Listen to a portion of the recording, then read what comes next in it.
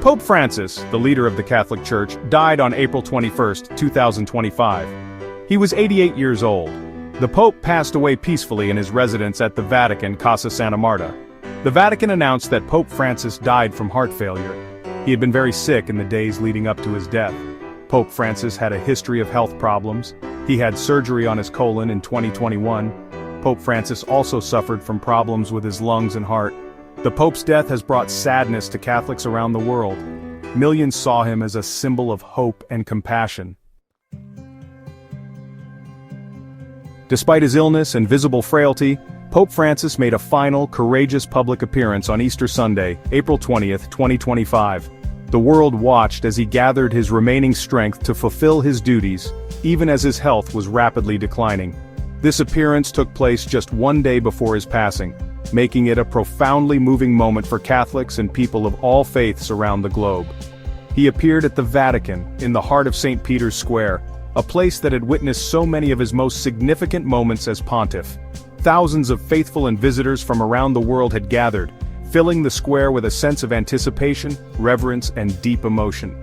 From his balcony, Pope Francis offered his blessing to the crowds, raising his hand in a gesture that was both familiar and deeply symbolic. Though he looked weak, his face was lit with a gentle smile, showing gratitude and joy to be present with his people one last time.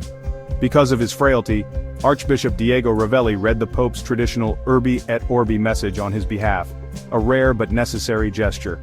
The Urbi et Orbi message, usually delivered by the Pope himself on Easter, is a powerful tradition that reaches millions worldwide. It is a message of peace and hope to the world, calling for unity, compassion, and the healing of divisions among nations and peoples. This final appearance was especially important because it demonstrated Pope Francis's unwavering dedication to his mission, even in the face of great personal suffering. Until his very last day, he remained committed to serving others, embodying the spirit of humility and devotion that defined his papacy. Pope Francis's funeral will be a major world event, drawing the attention of people from every corner of the globe. The passing of a pope is always a moment of deep significance, not only for Catholics but for millions of others who recognize the influence of the papacy on world affairs. Millions will watch as the Catholic Church honors its leader with solemn rituals and ancient traditions. The faithful will gather in St. Peter's Square, while countless others will follow the ceremonies on television and online, united in mourning and reflection. The Vatican has not yet announced the official date for the funeral, as preparations are still underway. Journalists and media outlets from around the world are waiting for updates, eager to share every detail with a global audience. However, it is expected that the public will have the opportunity to pay their respects by viewing his body at St. Peter's Basilica, a tradition that allows mourners to say their final goodbyes.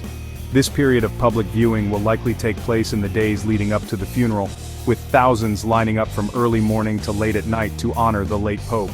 In 2022, Pope Francis wrote a will, carefully outlining his final wishes and the details of his passing. This document reflects his personal values and the legacy he hopes to leave behind. In his will, he requested a simple burial, asking for humility and modesty even in death, in keeping with the way he lived his life. Unlike many of his predecessors, he did not want to be buried in the grand tombs beneath St. Peter's Basilica, where most popes have been laid to rest for centuries. Instead, Pope Francis expressed his wish to be buried in the Basilica of St. Mary Major, a church in Rome that holds special meaning for him and is known for its beauty and history. This is another important church in Rome, one that Francis visited often and where he found spiritual comfort throughout his papacy. He requested that his tomb bear only the simple inscription, Franciscus, without elaborate titles or decorations, as a final gesture of humility. This decision, like so many others in his life, reflects his humble nature and his desire to be remembered not for power or prestige, but for his service and compassion. With the passing of the Pope, the Catholic Church enters a solemn and uncertain period of transition. The world watches as millions of Catholics mourn, and the Vatican prepares for one of its most sacred traditions, the selection of a new spiritual leader. During this time, Cardinal Kevin Farrell steps in as the temporary leader of the Church, guiding the faithful and overseeing daily operations. His role is crucial in maintaining stability and unity among the clergy and laity alike. Cardinal Farrell will remain in charge until a new pope is chosen, ensuring that the Church continues to function smoothly and that its mission is upheld.